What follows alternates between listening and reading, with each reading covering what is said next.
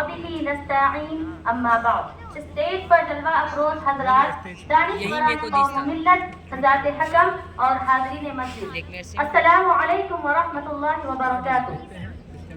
آج مجھے جس موضوع پر لب کشائی کرنے کا موقع ملا ہے وہ اردو ادب کا وہ روشن باب ہے جس کے بغیر ہماری زبان و تہذیب کی تاریخ ادھوری ہے۔ میرا موضوع ہے اردو ادب میں خواتین کا حصہ۔ قلم اٹھا ہے تو حرف سحر نکالیں گے، قلم اٹھا ہے تو حرف سحر نکالیں گے، اس زمین سے ہم لال و گہر نکالیں گے۔ ادب کے ماتھے پہ لکھا ہے نام عورت کا، ادب کے ماتھے پہ لکھا ہے نام عورت کا، اسی چراغ سے ہم دوپہر نکالیں گے۔ حضرات گرامی، اردو ادب کی بساط پر جب ہم نظر دوڑاتے ہیں تو ہمیں صرف مردوں کے قلم کی جولانیاں ہی نظر نہیں آتی بلکہ ان کے شانہ بشانہ ایسی قداور خواتین قلمکار بھی دکھائی دیتی ہیں جنہوں نے اپنے خون جگر سے اس چمن کی آبیاری کی۔ اردو ادب میں خواتین کا حصہ محض روایتی نہیں بلکہ انقلابی اور اصلاحی رہا ہے۔ تاریخ گواہ ہے جب اردو زبان لڑکھڑا رہی تھی اور جب اسے صرف مردوں کے رسم بسم تک محدود سمجھا جاتا تھا، تب ماں لقابائی چندہ نے اپنے دیوان سے ثابت کیا کہ الفاظ کی خوشبو پر کسی ایک صنف کی اجارہ کاری نہیں ہے۔ میرے محترم ساتھیوں، ذرا تصور کیجئے اگر اردو ادب کے ماتھے سے قرۃ العین حیدر کا جھومر نکال دیا جائے تو کیا آگ کا دریا جیسا عالمی شاہکار ہمیں میسر آتا؟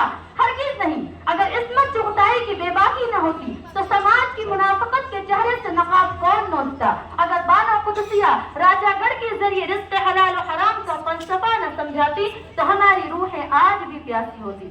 صدر محترم، سعودی شاعری کی دنیا میں جب پروین شاکر نے قدم رکھا تو اردو غزل کو ایک نیا جنم ملا۔ انہوں نے ثابت کیا کہ عورت صرف محبوبہ نہیں ہوتی جس کی تعریف کی جائے بلکہ عورت وہ تخلیق کار ہے جو کائنات کے دکھوں کو اپنے آنچل میں سمیٹنا جانتی ہے۔ انہوں نے جب کہا کہ کمال ضبط کو خود بھی تو آزماؤں گی، کمال ضبط کو خود بھی تو آزماؤں گی، میں اپنے ہاتھ سے اپنی انا سجاؤں گی، تو گویا پورے صنف نسواں کے وقار کا اعلان کر دیا۔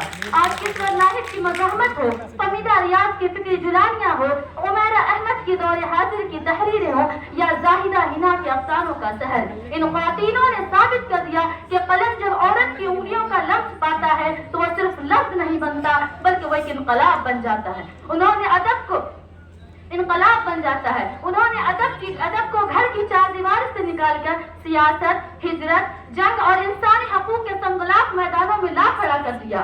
اردو ادب کی محفل آج جو اتنی روشن اور پرکشش ہے، اس میں ان چراغوں کا بڑا ہاتھ ہے جنہیں خواتین نے اپنے لہو سے جلایا ہے۔ عورت نے ادب کو صرف حسن عشق کے افسانے نہیں دیے بلکہ اسے زندگی جینے کا سلیقہ، حوصلہ اور حق کے لیے لڑنے کا سلیقہ بھی سکھایا ہے۔